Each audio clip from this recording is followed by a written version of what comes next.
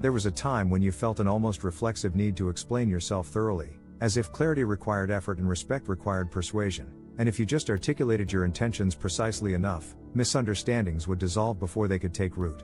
You clarified tone before anyone accused you of having one, justified boundaries before they were even challenged, and softened statements in advance so no one would feel uncomfortable hearing them. That constant adjustment did not feel like insecurity at the time. It felt like maturity, like responsibility, like emotional intelligence. But beneath it was a quiet fear that if you were not fully understood, you might not be fully valued. When worth feels conditional, proving becomes automatic.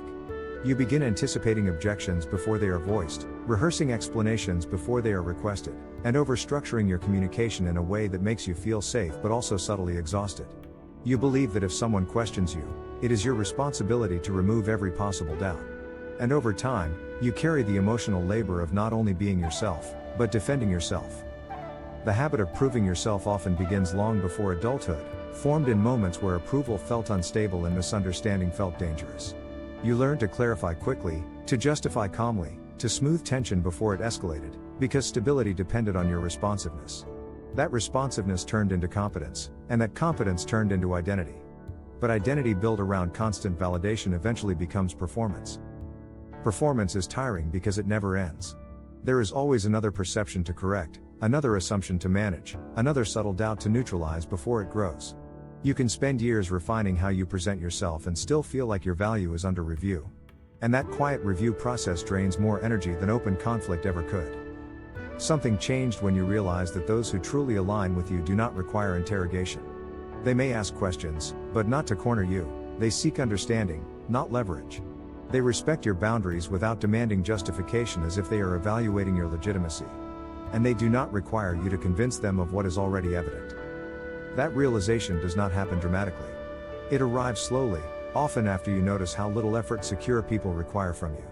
You observe that when someone is grounded, they do not push you to over-explain, over-defend, or overcompensate. They listen once.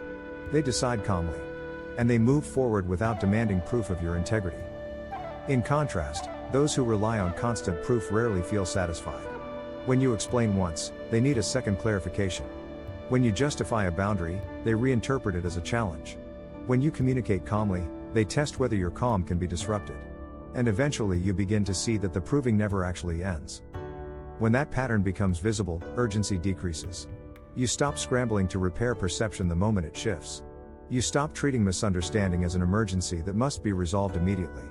And you stop assuming that silence will automatically cost you connection. Silence begins to feel different. It feels less like risk and more like composure. It feels less like absence and more like self-trust. And instead of rushing to fill it, you allow it to reveal who grows uncomfortable without your reassurance. There was a version of you who would have explained longer, clarified deeper, and justified softer. You would have reshaped your language mid-sentence to prevent misinterpretation. You would have diluted certainty just enough to appear agreeable. And you would have apologized for clarity even when clarity was necessary. Now something inside you resists that reflex.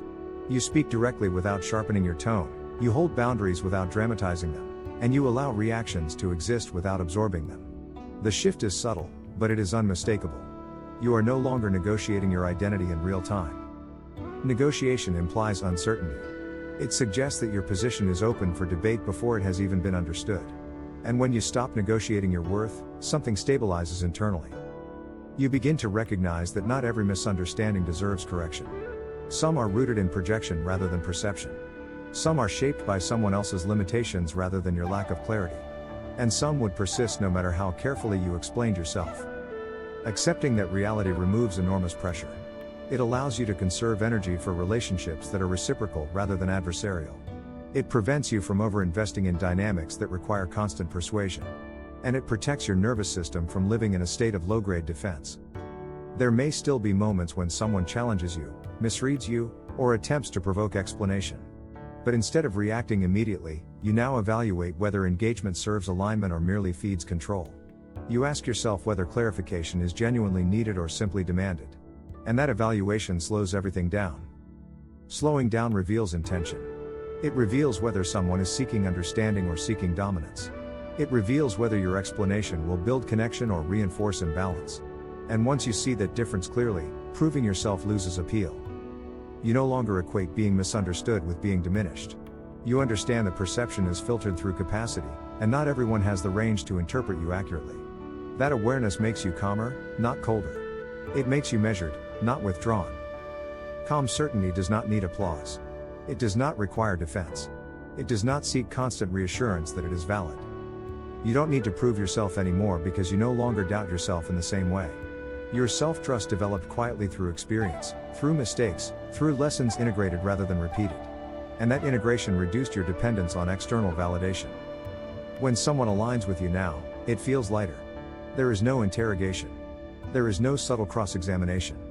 There is no exhausting need to justify your perspective at every turn. And when someone does not align, you feel it sooner. You disengage earlier. You move forward without bitterness because you are no longer trying to convert incompatibility into connection. That is the difference.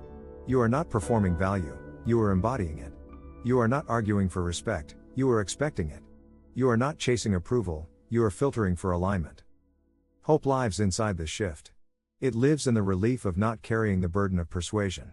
It lives in the peace that comes from internal validation. And it lives in the understanding that the right people do not require you to audition for belonging. You don't need to prove yourself anymore, not because you became indifferent, but because you became secure. You trust your voice. You trust your boundaries. You trust your positioning. And when trust replaces doubt, performance becomes unnecessary.